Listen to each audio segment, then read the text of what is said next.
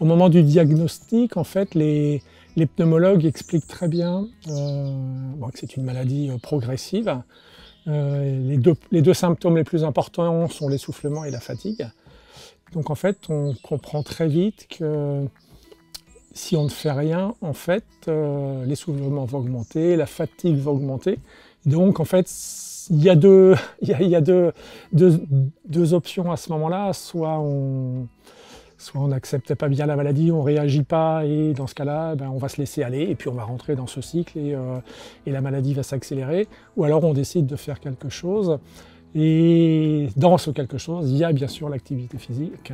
Mais on se retrouve très vite très seul, et en fait, la principale difficulté, je trouve, c'est que tu ne sais pas si ce que tu fais, c'est bien, en fait, et si ce que tu fais, c'est bien, si c'est utile, et puis si tu le fais bien.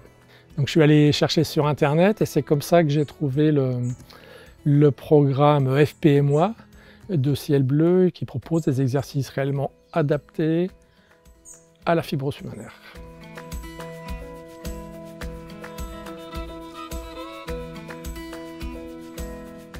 Il y a deux modes en fait, deux modes d'utilisation. Il y a d'abord des sessions en ligne mais individuelles, qui sont adaptés grâce à des tests qu'on fait au niveau de gravité de sa maladie.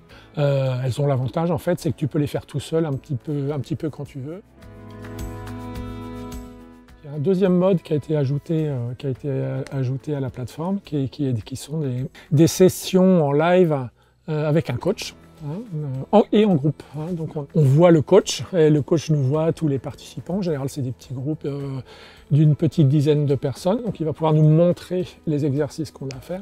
Et surtout, ce que je trouve très important, pouvoir nous corriger. Parce que quand on fait un exercice, quel qu'il soit, on ne prend pas forcément la bonne position, on ne le fait pas bien, ou on ne respire pas bien, etc. Puis maintenant, on se connaît tous, la coach nous connaît, on connaît la coach. Donc je dirais, il y a une motivation supplémentaire liée au groupe. Et puis le fait de ne pas être tout seul, là par contre, et d'être avec d'autres malades qui ont la même pathologie que nous. L'avantage aussi, c'est que même dans le groupe, on est des personnes de différents niveaux, avec des différentes évolutions de la maladie. Moi par exemple, et je ne suis pas le seul, on est plusieurs à faire l'exercice avec notre oxygène, alors qu'il y en a d'autres qui n'ont pas encore besoin d'oxygène.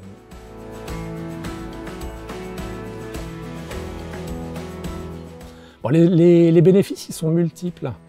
Encore une fois, il y a des bénéfices vraiment physiques, sur des gestes de la vie quotidienne, puisqu'en fait, les exercices sont adaptés à notre pathologie pour nous aider dans ces gestes-là.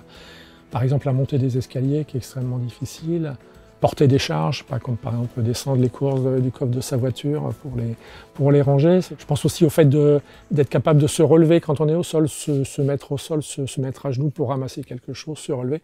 C'est des choses que j'arrivais quasiment plus à faire sans aide avant. Et puis le deuxième bénéfice qui est tout aussi important, encore une fois, c'est le bénéfice psychique, psychologique, parce qu'en fait, on va mieux.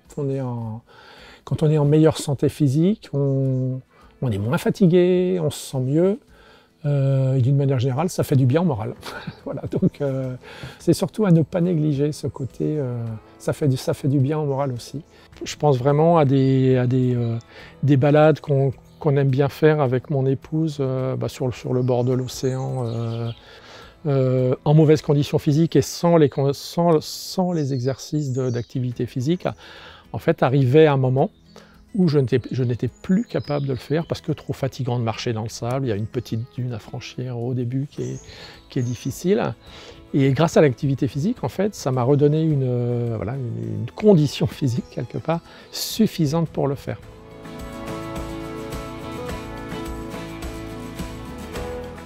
La peur est là au début, on ne sait pas si on va y arriver, on ne sait pas si on en est capable.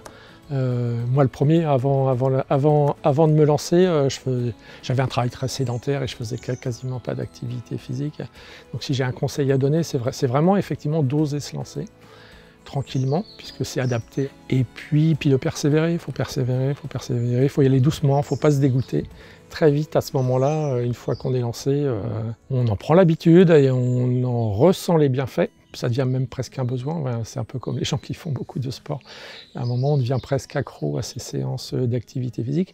Mais je ne veux pas cacher le côté difficile au début. Et c'est pour ça que je recommande aussi la partie en groupe par rapport à cette motivation là supplémentaire.